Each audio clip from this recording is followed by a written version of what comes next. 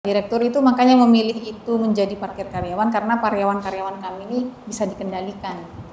Jadi nanti kalau mau parkir itu dimatikan sepeda motornya dan dituntun, sama seperti kalau kayak kita pergi ke lorong-lorong tanian-tanian. Kalau sepeda motor masih oke, tapi kalau mobil mau dituntun gimana? Cuma kita memaklumi lah. Ya. Kita juga walaupun anggota dewan juga memaklumi kinerja dari rumah sakit sini. Cuma jangan sampai dengan adanya begini ini jangan terlalu pasien ini terganggu banget gitu loh. Ya. Itu saja kalau.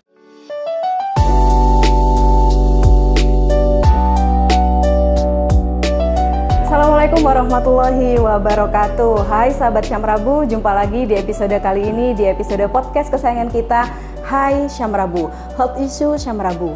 Nah sahabat, episode kali ini cukup spesial terutama bagi saya, karena sejak menjadi host Syamrabu ini adalah perdana episode saya berbincang tentang kesehatan bersama dengan anggota Dewan Komisi D DPRD. Oleh karenanya kita sapa terlebih dahulu narasumber kita pada pagi hari ini. Yang pertama ada Dr. Gigi Febi Eliana, beliau selaku Kepala Bidang Pelayanan Medik. Assalamualaikum dokter. Yang kedua hadir juga di tengah-tengah kita Ketua Komisi D DPRD Kabupaten Bangkalan, Bapak Haji Nur Hasan. Assalamualaikum Pak. Waalaikumsalam. Hadir juga di tengah-tengah kita Wakil Ketua Komisi D DPRD, Bapak Ahmad Haryanto. Assalamualaikum Pak Anto, saya panggilnya. Ya.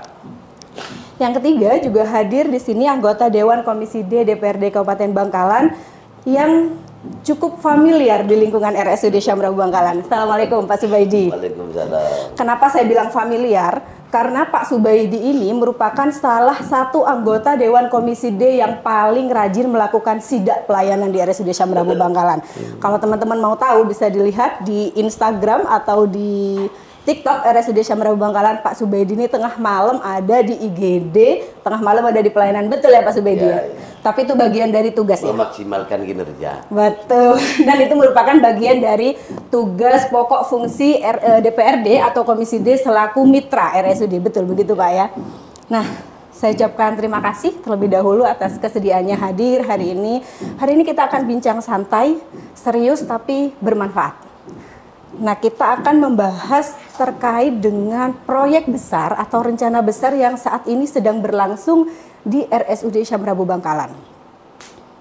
Terutama terkait pembangunan gedung 5 lantai. Jadi memang rencana pembangunan gedung 5 lantai ini sudah santer terdengar oleh masyarakat, terutama pasca kunjungan PJ Bupati beberapa waktu yang lalu, Pak Nur Hasan begitu. Jadi Pak PJ ini sudah melakukan tinjauan ke sini terkait memastikan mana lokasi yang akan dibangun. Nah, Pak Nur Hasan selaku Ketua Komisi D, bagaimana tanggapan Pak Nur Hasan terkait dengan rencana besar ini? Terima kasih Mbak Nuril, host kita, host yang cantik, ya, yang meskipun perdana kita seolah-olah kita sudah cukup familiar ya. Jadi ketika Pak Direktur menyodorkan rencana akan membangun infrastruktur yang kami anggap cukup luar biasa, cukup besar, 5 lantai di Komisi D. Kami sangat merespon positif dan sangat mengapresiasi karena kami lihat anggaran Silva di RSUD ini pasca diberlakukannya UHASI ini alhamdulillah cukup surplus ya, cukup bagus. Dan kami sangat mendukung, ya, jangankan langsung menyodorkan. Waktu itu kami ingin mendorong bagaimana beliau ini melakukan langkah-langkah agar infrastruktur, terutama penyediaan bornya di rumah sakit ini ketika kita melaksanakan UHC, ini jangan sampai kami selalu melihat, mendengar masyarakat atau pasien ini selalu tidak menemukan kamar, selalu fasilitasnya kurang, selalu ada di lorong-lorong untuk sebagai langkah darurat. Ini kami sangat setuju, dan yang pasti jangan sampai rencana ini kita melangkai hal-hal yang berkaitan dengan aturan. Ya. Artinya begini, pembangunan gedung 5 lantai ini direspon baik karena bersinergi dengan keluhan-keluhan yang terjadi sebelumnya, kekurangan tempat tidur dan begitu. Dan ini juga menunjukkan bahwa memang di dalam proses rencana pembangunan 5 lantai ini DPRD, lebih tepatnya Komisi D sudah terlibat sejak awal, Pak Nur Hasan. Sudah sejak awal kami sudah mendorong. Ya. Sebelum kita menyampaikan silfa yang cukup, kami sudah menyinggung tipis-tipis, bahkan tebal-tebal kami sudah menyampaikan bahwa rumah sakit ini dengan kondisi pasien yang naik hampir 200%, ini memang harus ada langkah-langkah perluasan pelayanan, fasilitas-fasilitas pelayanan. Dulu 2 tahun yang lalu kami menyampaikan bagaimana kita ini misalnya di ruang anak misalnya, ini kita sudah punya predikat sebagai kota layak anak. Bagaimana kalau kita niru di William Booth, itu ruang rawat anaknya itu luar biasa bagus. Kami menyambungkan dengan fasilitas yang masih sangat minim ketika banyak pasien membeludak dan sampai menempati lorong-lorong yang tidak representatif. Itu sangat menyedihkan. Maka dari itu kami sangat berharap 2024 ini awal bagaimana pembangunan RSUD ini bisa menjadi tempat rujukan yang terbaik, khususnya di Madura, dengan beberapa fasilitas yang sudah terpenuhi. Yang sudah terpenuhi, betul. Artinya di sini memang digarisbawahi memang ini prosesnya dari awal sudah ada sinergitas ya antara pihak RSUD maupun pihak DPRD, terutama Komisi D selaku mitra begitu ya. Dr. Feby, izin kalau sudah dari awal ini prosesnya sudah melibatkan DPRD, sampai saat ini sudah sejauh mana proses proyek ini, dokter? Proyek pembangunan 5 lantai ini sampai saat ini ending sekarang ini masih di tahap perencanaan. Jadi pertama itu kan kami menyusun anggaran yang dari Silpa itu kan ada di BLUD. Jadi pembangunan gedung 5 lantai ini menggunakan dana BLUD kami. Insya Allah di DIPA itu sekitar 38,5 miliar. Itu lengkap semua dari MK, perencanaan sampai dengan proses pembangunan nanti. Dan semua pengadaannya itu lelang. Jadi sudah dikonsulkan dan disetujui juga dengan UKPBJ di Pemda Bengkala. Jadi di awal kemarin sudah ada MK, jadi pengawasannya sudah ditetapkan dahulu. Kemudian setelah itu sekarang ini sudah ditetapkan perencanaan. Jadi perencanaannya sudah. Jadi sekarang ini dalam tahap terkait perencanaan struktur, terkait perencanaan gedung ini mau dipakai buat apa, terkait layout itu sudah selesai semua dengan. Saat ini sedang tahap perencanaan. Artinya begini, dokter. Tadi sudah disampaikan bahwa MK-nya adalah UKPBJ. Terus ini juga bersumber. MK-nya itu bukan UKPBJ, jadi MK-nya itu tetap pihak luar. Jadi itu menuju mau. Jadi setiap tahap, misalnya pemilihan MK, kita dengan UKPBJ. Koordinasi dengan UKPBJ. Tapi pemegangnya tetap pihak luar. Nanti dengan yang perencana kita dengan UKPBJ lagi, tender lagi, ketemu perencana. Pemenangnya perencanaan. Artinya ini karena tadi bersumber dari Silpa begitu ya, dokter ya. Dan ada betul koordinasinya kan juga dengan Pemda begitu. Artinya kita tidak bisa ya melangkah menentukan proyek ini ke depannya berjalan sendiri mandiri, itu tidak bisa, dokter ya. Tapi kita tetap artinya sesuai aturannya itu tetap menggunakan UKPBJ PMK Bangkalan. Jadi masih tahap perencanaan begitu. Pak Anto, saya sekarang ke Pak Anto. Terkait dengan proses yang saat ini masih dalam tahap perencanaan. Kalau di depan tadi Pak Nur Hasan, Pak Ketua sudah menyampaikan kita terlibat tuh, kita ikut ngedok gitu Pak Hasan ya, kita ikut meng-ACC rencana pembangunan. Sekarang di tahap perencanaan. Awalnya di MK, di perencanaan. Kalau sampai pada proses-proses yang berlanjut, apakah dari Komisi D juga terlibat? Apakah ada koordinasi yang berlangsung sampai saat ini, Pak Anto? Pada prinsipnya kita bertindak dan bergerak menjalankan tupoksi itu tetap berdasarkan asas kemitraan. Karena yang dimaksud mitra di sini adalah mitra dalam konteks seperti halnya poksi kami merencanakan juga kaitan dengan semua penganggaran yang ada di mitra, wabil khusus pada concern di Silva Blood dalam hal pembangunan ini. Makanya kita nih kan sampai bulan 8 kita tetap akan menjalani sesuai dengan fungsi kami, yaitu step by step, mulai dari urusan perencanaan, pelaksanaan, bahkan nanti di evaluasi. Khawatir nanti seperti hal yang kita sering temukan, yaitu ada bukan lebih bayar kan, tapi lebih waktu, tidak mencukupi waktu. Apalagi sekarang musim hujan, itu perlu kita waspadai dan juga perlu diantisipasi, dan kalau perlu kita butuh support lagi kepada perangkat konsultan. Mungkin sekedar masukan, konsultannya ini kalau bisa memang betul-betul konsultan yang memang tinggi, konsultan yang kelas-kelas di bawah. Artinya yang betul-betul kredibel gitu ya Pak Anto, ya bisa dipertanggungjawabkan. Betul. Melakukan tugasnya baik yang konsultan perencanaan ataupun konsultan pelaksana. Ya, kalau yang saya tangkap dari apa yang disampaikan Pak Anto tadi, bahwa memang tugas tupoksi dari mitra sebagai mitra DPRD Komisi D ini tidak hanya bertanggung jawab di awal, tapi juga termasuk pada proses pelaksanaannya, pengawasannya, bahkan sampai evaluasinya. Karena itu juga bagian, apakah itu bagian dari pertanggungjawaban Komisi D nantinya? Itu memang tugas kami. Memang tugas dan oke, betul. Apalagi di posisi seperti ini, ketika kami melakukan. Betul. Tapi kalau sudah mainnya dosa ini harusnya dua belah pihak sama-sama oke ya Pak Anto. Siap. Oke, baik. Tapi di lapangan saat ini masyarakat juga sudah menyadari ya bahwa di dalam keberlangsungan beberapa hari ini sudah mulai pada tahap pembongkaran gedung lama, begitu Dr. Feby. Nah sekarang bagaimana Dr. Feby ini ingin menyampaikan kepada masyarakat bahwa menjaminlah begitu proses pembangunan renovasi ini tidak mengganggu pelayanan, Dok?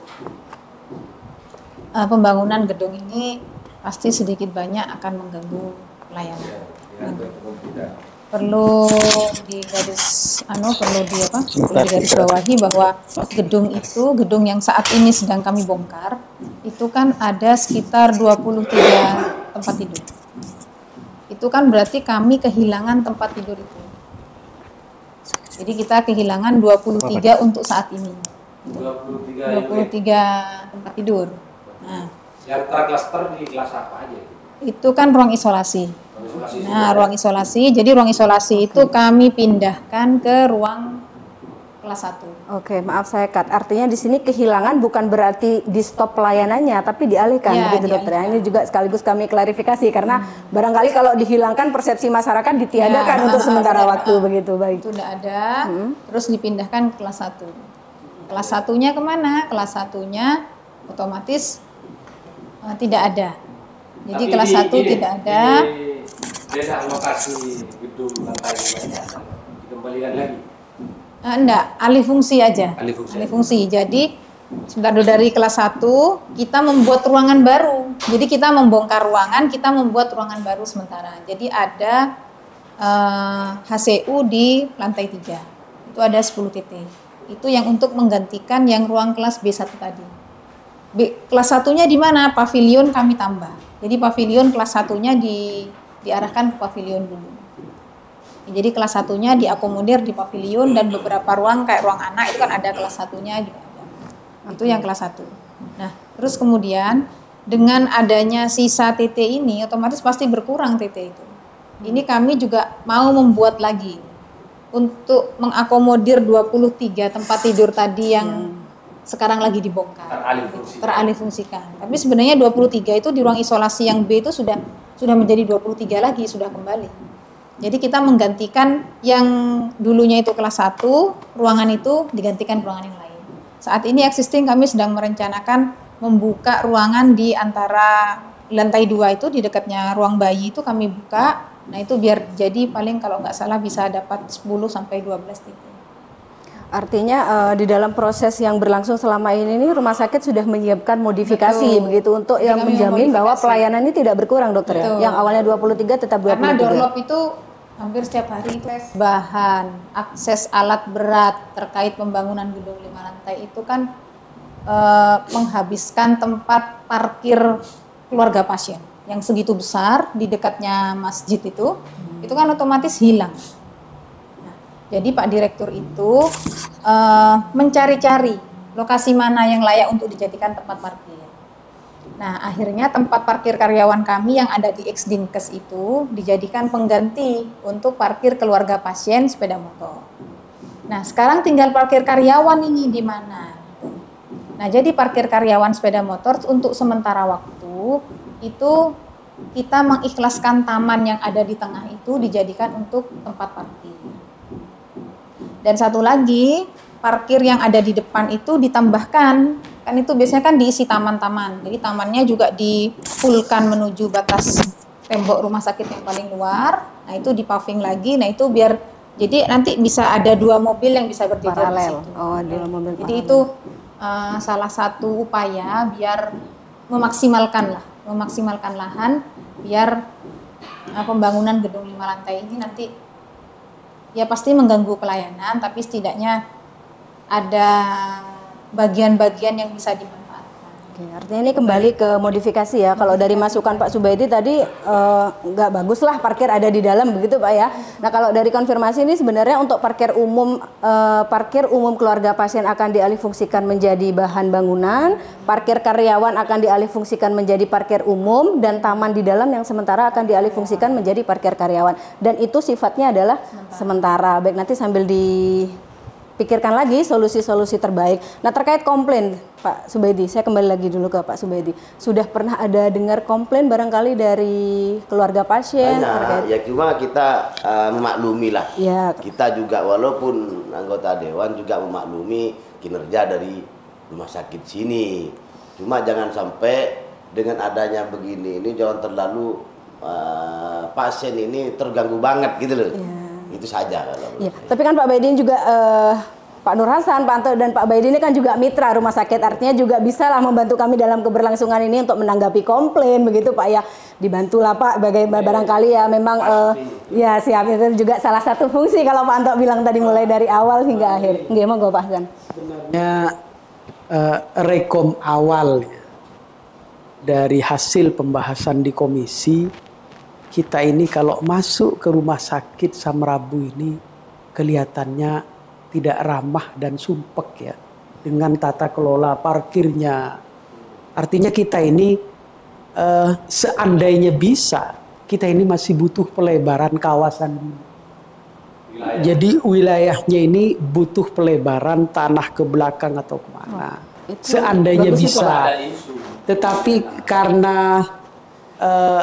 karena ini memang juga satu rentetan yang tidak bisa dipisahkan, mengingat pasien yang sangat banyak, ya okelah, tidak apa-apa kalau memang ada anggaran, daripada kita mau membebaskan lahan ini masih lama, masih cukup panjang. Tapi kami berharap ke depan pimpinan Samrabu ini segera juga jangan berhenti memikirkan perluasan, ya perluasan kan itu Pak. Sangat mungkin, sangat kalau mungkin. Gitu berarti juga kita minta dikawal juga. Iya, sangat mungkin. Kita tinggal bagaimana melakukan komunikasi dengan pemilik lahan di belakang sehingga nanti ini nanti kemegahan rumah sakit ini semakin bagus. Ya, masyarakat tidak tidak sumpek ya ketika mau masuk sini. Betul. Kalau lihat parkirnya ini antara sepeda motor dengan mobil ini sudah tidak terlalu beraturan dengan baik. Ini juga. Jadi respon yang disampaikan Pak Baidi tadi, meskipun sifatnya relokasi sementara parkir di tengah-tengah, ini kalau dalam kacamata medis itu tidak sehat, Pak. Pasien yang sakit ini kan inginnya lari dari penyakit, inginnya lari dari virus yang namanya knalpot mobil itu kan mengandung penyakit, Pak. Ke orang sehat pun itu juga bikin tidak sehat, apalagi ke orang sakit. Maka seandainya ada tempat yang lebih representatif, jangan taruh di tengah. Saya sepakat Pak Bidi. Iya, nanti itu kan ini, Pak? harapannya kan Yang kalau di tengah. tadi Pak Nur Hasan menyampaikan asap, Pak Direktur itu makanya memilih itu menjadi parkir karyawan karena karyawan-karyawan kami ini bisa dikendalikan. Jadi nanti kalau mau parkir itu dimatikan sepeda motornya dan dituntun, sama seperti kalau kayak kita pergi ke lorong-lorong tanian-tanian. Kalau sepeda motor masih oke, tapi kalau mobil mau dituntun gimana? Enggak, itu kan mobilnya nggak masuk ke dalam. Oh, itu hanya untuk sepeda motor. Untuk sepeda motor. Oh. Inisiatif untuk pinjam tempat nggak ada ya. Inisiatif untuk pinjam tempat. Ini kok nggak pinjam tempat Enggak, kemana sewa? inisiatif. Kita ini punya uang. Iya, Ya, inisiatif Dokter pinjam Feby, tempat tanggapi. juga sudah dipikirkan oleh kami. Jadi sama-sama jalan. Jadi yang di dalam dimaksimalkan, kita juga sudah pinjam tempat mau ke skep itu juga sudah iya. Kalau Embo itu SMA 1 juga sudah ini. Jadi teman-teman kami sudah eksekusi untuk terkait pinjam-pinjam Oleh lahan. pimpinan semuanya berdua ini saya minta tolong nanti kita sidak di tempat itu dan sekalian bagaimana solusinya. Jangan sampai nanti orang sakit katanya Pak Ketua tadi tambah mengeh begitu. Betul-betul, karena ini kan proses ya Pak, proses ini masih berlanjut dan juga kita menjamin bahwa ini tidak selamanya begitu. Saya di sini bertindak sebagai host, pastinya masukan-masukan dari Komisi D ini akarnya dari masyarakat, dari keluhan dari masyarakat. Saya juga yakin bahwa Bapak-bapak Komisi D ini membawa pesan masyarakat ke sini. Dan ini terkait dengan pembangunan 5 lantai tadi, memang karena prosesnya ini masih di awal sekali dan akan berlangsung cukup lama, jadi memang harus disampaikan juga bahwa ada konsekuensi terkait dengan perubahan alur, modifikasi seperti itu dan lain sebagainya. Tapi yang ingin saya tanyakan, saya cukup penasaran, menelan anggaran cukup besar ini Pak ya, sekian miliar tadi disampaikan Dokter Feby. 38 miliar. Nah pertanyaan saya, dari sekian banyak rencana, kenapa gedung 5 lantai ini dokter yang menjadi pilihan untuk proyek yang harus dilakukan di 2024 ini? Apa hal yang mendasar atau mendesak bagi keberlangsungan pembangunan gedung 5 lantai ini? Tujuannya seperti itu dokter? Mungkin latar belakang yang pertama sudah disampaikan sama teman sama Bapak DPR Komisi D. UHC.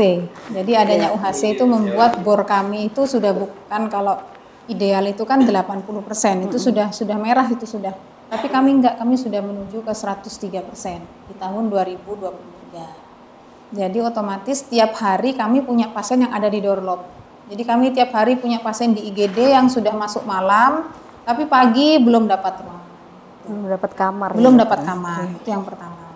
Terus kemudian yang kedua, pasien-pasien dengan gagal ginjal kronik (GGK) itu sekarang sudah semakin banyak. Jadi banyak pasien-pasien yang sudah tidak kebagian kuota cuci darahnya itu mau di mana, cuci darahnya ada di mana, nanti pergi ke Surabaya kemana sudah tidak ada, semua sudah dengan antrian. Jadi nanti pada akhirnya itu pasien kalau sudah nggak cuci darah nanti meninggal. Dan kondisi di Bangkalan ini pasien cuci darah itu bukan seperti di daerah-daerah negara maju yang pasiennya masih sehat bisa cuci darah gitu, enggak, tapi sudah dengan keluhan yang kronis. Sudah pasien yang kronis, sudah yang sakit. Iya. Artinya itu sudah kondisi parah begitu. Betul. Sedikit dokter, mohon maaf terkait tadi gagal ginjal pasien-pasien dengan cuci darah itu sudah memenuhi kuota. Artinya kalau sudah terisi itu sudah tidak bisa nambah baru dokter ya. Jadi bisa, pasiennya tetap. Bisa. Itulah Terkait kami tetap terus berusaha. Itu kan sekarang hemodialisa kami itu kan masih main 2 shift. 2 shift artinya pagi dan sore. Sebenarnya itu bisa dimaksimalkan 3 shift. Kami tahun ini goal jumlah perawat yang tersertifikasi HD kami berangkatkan lagi. Makanya kemarin dokter saya ngomong ke dokter Farhan, direkturnya ini, tambahin mesinnya penyedot mesin cuci darahnya mesin cuci darahnya tambahin. Alhamdulillah kemarin respon. Mudah-mudahan orang Bangkalan ini kalau cuci darah jangan di Surabaya. Betul, goalsnya ke situ Pak. Di sini mampu. Makanya nyak benyang PC sebenarnya mau perlu sisipkan setiap tahun itu beli alat cuci darah ini. Jadi karena mesin HD-nya itu nanti, jadi menambah mesin itu menambah SDM, menambah mesin menambah SDM. Nah nanti tahun ini insya Allah mesin kami itu bisa jalan 3 shift gitu. Jadi bisa malam gitu. Nanti tunggu teman-teman pulang dari pelatihan ini paling sekitar bulan pertengahan tahun lah. Jadi SDM harus disiapkan dulu dokter. SDM-nya jadi main 3 shift. pelatihan, Jadi sementara gitu. sambil menunggu gedung baru itu kami menambah perawat HD yang tersertifikasi. Jadi biar bisa main 3 shift. Jadi HD kami biar jalan 3 tahun. Tahun ini ya dokter. Insya Allah tahun ini, akhir Tahun tahun ini nanti bisa tunggu tambah. teman-teman, tunggu Masalahnya dokter tiap hari ini saya kan Tunggu melihat teman-teman keluhan pulang dari pelatihan. masyarakat ini ke Surabayanya aja antri. Antri. Ada capok mate siadente apa cuci darah. Antrian. Jadi kenapa tidak kita memaksimalkan yang ada begitu Pak Subedi ya. Oke, saya terima. Dokter Feby, lalu apakah nanti rencana gedung 5 lantai ini untuk HD saja begitu? Jadi gedung lantai ini kan sudah 5. Jadi berdasarkan hasil yang sudah disepakati kemarin dengan pihak perencana konsultan perencana, itu nanti yang gedung pertama itu poli. Jadi gedung ini dikhususkan untuk pelayanan saraf dan pelayanan ginjal hipertensi. Jadi kami kan punya dokter konsultan ginjal hipertensi, dokter Sida itu. Jadi nanti semuanya di situ, dari rawat jalannya, rawat inapnya, hemodialisanya di situ semua. Jadi lantai 1 itu untuk poli hemodialisa. Jadi pasien-pasien yang hemodialisa, polinya udah nggak ke poli dalam lagi, tapi ke poli yang Khusus hemodialisa. Jadi poli GGK, memang poli untuk yang ginjal hipertensi. Terus di situ juga ada poli saraf. Jadi poli saraf dipindah di situ semua. Tujuannya memecah antrian yang ada di poli depan. Kemudian ada beberapa sarana penunjang seperti CT scan dan lain-lain juga sudah disiapkan di ruangan itu. Dan depo farmasi. Jadi nanti pasiennya ngambil obat juga di situ juga. Sudah terpusat ya, terpusat di gedung 5 lantai. Jadi untuk pasien-pasien hemodialisa dan pasien saraf di situ semua. Yang lantai kedua itu hemodialisa reguler. Jadi pasien-pasien rawat jalan yang hemodialisa yang semula ada di gedung depannya itu, di gedung HD yang saat ini nanti pindah ke situ semua. Ke lantai 2. Jadi ke lantai 2. Di lantai 3-nya itu ada ruang rawat inap untuk pasien-pasien yang hemodialisa. Jadi pasien-pasien yang sudah dengan penanganan dokter ginjal hipertensi, SPKGH itu nanti dirawat di lantai 3. Jadi semuanya ada di lantai 3. Rawat inapnya. Rawat inap. Ini sebagai apa di sini? Saya pelayanan medik. Saya pelayanan medik. Kepala bidang pelayanan medik, Pak. Pelayanan medik. Iya. Antara Komisi D dan rumah sakit. Mungkin ya, karena ini sudah 1 jam. Kita aturannya 1 jam talk show-nya. Oke. Ini Saran, masukan. saran dan harapan nih. Betul. Kami ini sebagai anggota parlemen bukan hanya memikirkan tentang fungsi manfaat dalam konteks pelayanan saja, tapi bagaimana timbal balik kontribusi pada konteks feedback anggarannya berupa PAD ini kami harus pikirkan. Makanya kami titip nanti dengan adanya gedung 5 lantai ini prioritasnya bukan hanya mengistimewakan dan lebih memaksimalkan pada konteks pelayanan, akan tetapi juga dipikirkan juga tentang retribusi kepada pemerintah juga Pak PAD. Bicara PAD ini kan ada beberapa sektor. Termasuk di sini yang dimaksud ini food court-nya ini tolong dipikirkan. Feedback yang dihasilkan ya. Food court-nya, karena food court-nya ini Pak Ketua, ini bisa dijadikan daripada masukan juga, retribusi juga. Betul. Kepada masyarakat juga. Kami kepada sampaikan kepada masyarakat dan juga inputnya ini kepada pemerintah. Ini nanti dijadikan formulasinya Pak Ketua, bagaimana antara sistem BUD ini dan juga sistem retribusi dan lain sebagainya. Jadi aspek manfaatnya tidak hanya untuk pasien, tapi juga untuk pemerintah. Sedikit tambahan Pak Nur Hasan penutup. Sebagai closing statement ya, kita kembali ke urusan perencanaan infrastruktur ya. Jadi hari ini kita sudah ada pada proses telah selesai dilelang dan konsultan perencana sedang bekerja ya, menyusun rencana, menyusun gambar yang diinginkan oleh rumah sakit. Mudah-mudahan setelah hari raya ini segera selesai dan tim lelang kabupaten ini segera melonsing lelang untuk pelaksanaan pembangunan. Ya, kami berharap siapapun nanti harus berkompetisi dengan baik, tidak boleh ada upaya-upaya pengendalian dan lain sebagainya. Kita serahkan dan pasrahkan secara profesional. Ya. Itu satu. Kemudian yang kedua terkait dengan relokasi. Ya, tadi sudah disampaikan banyak hal oleh teman-teman. Relokasi ini jangan sampai mengganggu kenyamanan pasien. Ya, kalau memang ada alternatif lain untuk urusan kendaraan bermotor ini agak dijauhkan dari tempat beristirahatnya pasien, ya, apalagi pasien-pasien yang sensitif dengan polusi udara. Ya. Kemudian yang terakhir, dalam rangka memperluas kawasan rumah sakit ini, Dr. Febi, saya rasa kalau tempat kantor Dinkes yang dulu itu dijebol misalnya, kan ada pagar dari timur itu saya rasa semakin lebar ya. Rumahnya orang itu. Jadi ada. Tapi tidak sampai ke sana. Kan itu sampai ke depan rumahnya orang. Di sampingnya rumahnya orang. Kita punya jalan cuma sedikit.